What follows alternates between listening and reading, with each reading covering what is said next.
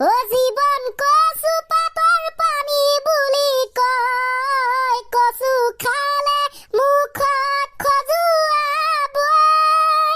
ও জীৱন কচু পাতৰ পানী বুলি কয় কচু খালে মুখত খজুৱাবই হে হে লাগিছে ভয় নেলাগিবনো বাৰু ভয় মামা দিয়া নাই পইচা অৰুণোদয় মামা দিয়া নাই পইচা অৰুণোদয় যোগ জিঅ' গুড ষ্টেপ গানৰ পৰামৰ্শ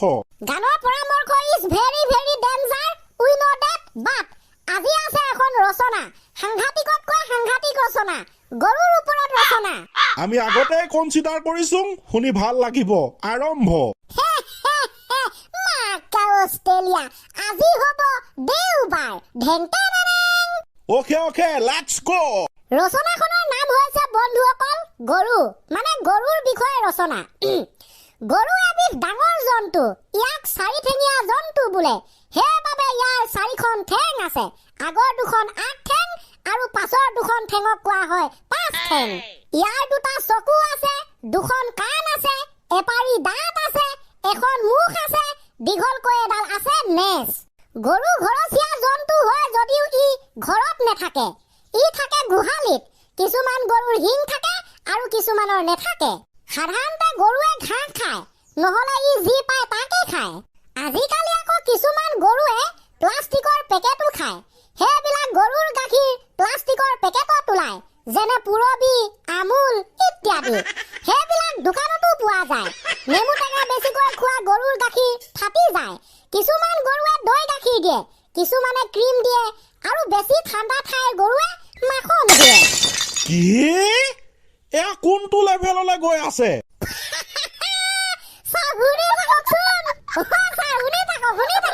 আৰে ইয়াৰ দে হয় বন্ধুসকল আমি গাখীৰৰ কথা পাতি আছিলো মৰুভূমি আদি শুকান ঠাইৰ গৰুৱে অতি শুকান ঠাইৰ গৰুৱে পাউডাৰ গাখীৰ দিয়ে গৰুৱে হাঁহিলে আকৌ ইফালে বৰ ধুনীয়া দেখি কাৰণ গৰুবিলাকৰ দাঁত এপাৰিহে থাকে গৰুৱে সকলো কাম শ্ল' মোচনত কৰে এবাৰতে ঘাঁহ খাই চুবাবই নোৱাৰে এবাৰ খোৱাৰ পাছত আকৌ বমি কৰি সেইবিলাকক পাছত দুঘণ্টামান চুবাই খাই থাকে তাকে বন্ধুসকল পাগলীয়া বুলি কয় কাম নেথাকিলে গৰুৱে তেনেকৈয়ে টাইম পাছ কৰে মানুহেও কিন্তু কম নহয় মানুহে গৰুৰ নিচিনাকৈ টাইম পাছ কৰিবলৈ চুইংগাম আৱিষ্কাৰ কৰিছে যেনে হেপিডেণ্ট চেণ্ট্ৰাফেছ বাবুল গাম ইত্যাদি কিছুমান গৰু আকৌ ৰাস্তাৰ ভূ মাজত থিয় হৈ থাকে সিহঁতক স্পীড ব্ৰেকাৰ গৰু বোলা হয় সিহঁত মানুহৰ নিচিনাই হৰ্ণ শুনিলেও ৰাস্তা এৰি নিদিয়ে যেন ৰাস্তাটো সিহঁতৰ শহুৰ দেউতাৰহে শাক পাচলি বজাৰত ঘূৰি ফুৰা গৰুবিলাকে দোকানে দোকানে চান্দা উঠাই ফুৰে সেইবাবে ইহঁতক চিণ্ডিকেট গৰু বোলা হয় গৰু বৰ উপকাৰী কেতিয়াবাহে খং উঠিলে ই খুচি দিয়ে গৰুৱে হাল বাব জানে গৰুৱে গৰু গাড়ী চলাব জানে আৰু বহুত কিবা কিবি কাম কৰিব জানে গৰুৱে হাগিলে যি পদাৰ্থ ওলায় তাকে গোবৰ বোলা হয় গোবৰ আকৌ দুই প্ৰকাৰৰ পোৱা যায় এক প্ৰকাৰ হৈছে অকণমান টান এক প্ৰকাৰ আকৌ অকণমান ঢিলা যাক আমি চেৰেলিওৱা বুলি ক'ব পাৰো আন্ধাৰত গোবৰ গছকিলে বৰ খং উঠে তাৰ মানে এনেকৈয়ে মাৰি দিলি ফিনিছ হয় ছাৰ মৰমৰ বন্ধু বান্ধৱীসকল গৰুৰ ওপৰত লিখা এই ৰচনাখন কেনেকুৱা লাগিলে বাৰু আপোনালোকৰ কমেণ্ট কৰি দিব ওকে ৱাহ কি ফেণ্টাষ্টিক মানে ক'ৰ পৰা আৰম্ভ ক'ৰ পৰা শেষ ক'ত আৰম্ভ ক'ত শেষ কোনটো ষ্টাইলৰ পৰা কোনটো ষ্টাইলৰ পৰা কোনটো ষ্টাইল যিমান যি ক'লেও মজা হৈছে হয় ছাৰ যাক আমি ক'ব পাৰো হাঁহিয়ে জীৱন তাৰ মানে লিখা হ'ল গৰুৰ ওপৰত ৰচনা মাকা অষ্ট্ৰেলিয়া তামানটো হ'ব লাগিব না ছাৰ ইস্কুচিমে আমি এটা সপোনাৰ্থ কবিতা লৈ আনিছো ওকে এইটোতো আৰু ভাল কথা ভাত খালুং শাক খালুং আৰু খালুং কি গাঁৱলীয়া ভাষাত ক'ব পাৰি খালুং জি টি তাৰ মানে আজি যে সপোনাৰ্থ কবিতাটো খোৱাৰ নিচিনা হ'ব খোৱাৰ বিষয়ক লৈ ৰচিত সেইটো কিন্তু চিয়ৰ আপুনি ঠিকেই ভাবিছে ছাৰ তেনেহ'লে মই ষ্টাৰ্ট কৰি দিম Yes bro let's start now Okay guys. ভাত খালুং শাক খালুং আৰু খালুং কি গাঁৱলীয়া ভাষাত ক'ব পাৰি খালুং যি তি মাছ মাংস বিলাহী লগত থাকিব মেগী খাই মেলি লেট্ৰিনত দিম আমি হাগি ছাগলী মাংস বৰ দাম কিনি আনিম চিকেন লগত থাকিব অফাৰ হিচাপে 2 টুকুৰা আপেল 300 টকাত 1 কেজি গাহৰি মাংস পাবা ঘৰত আনি বিলাহী লগত বনাই মেলি খাবা লোকেল কুকুৰাৰ মাংস কেজিত 400 টকা মিছা কথা কোৱা নাই এইটোৱেই সঁচা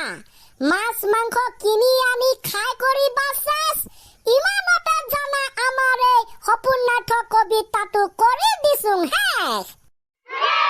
ৱাহ ৱাহ ৱাহ মানে কি কম আজিৰ কবিতাও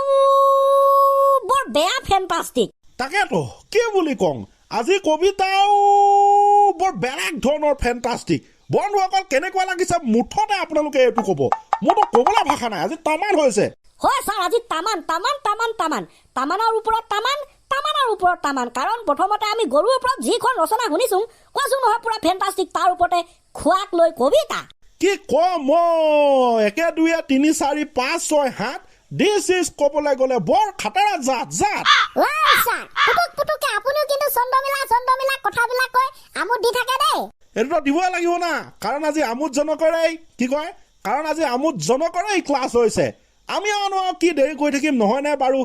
আজি আৰম্ভণি ক্লাছটো নেলাগে চৰি আৰম্ভণি গীতটো নেলাগে আজি কবিতাটোকে আকৌ এবাৰ শুনি দিম পাই বাপৰে ছাৰ ইমান ভাল পাইছে না তো ভাল লাগিছে তো সেইকাৰণেতো কৈছো নহ'লে আগতে আৰম্ভণি গীত ক্লজিং মাৰে আজি নালাগে আজি সপোনাৰ্থ কবিতাই হ'ব আৰম্ভণি সেইটোৱে হ'ব ক্লজিং মানে সামৰণি Okay guys, বন্ধুসকল ready 1 2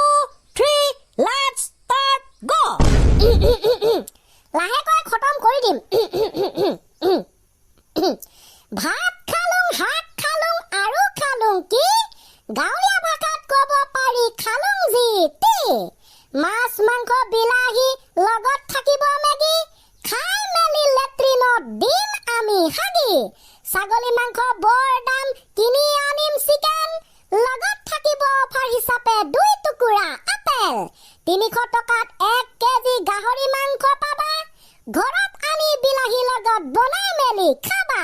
লোকেল কুকুৰাৰ মাংস কেজিত 400 টকা মিছা কথা কোৱা নাই এইটোৱেই সঁচা মাছ মাংস কিনি আনি খাই কৰি বাছেছ ইমানতে জানা আমাৰ এই সপোনাৰ্থ কবিতাটো কৰি দিছোং হে ধন্যবাদ গাইছ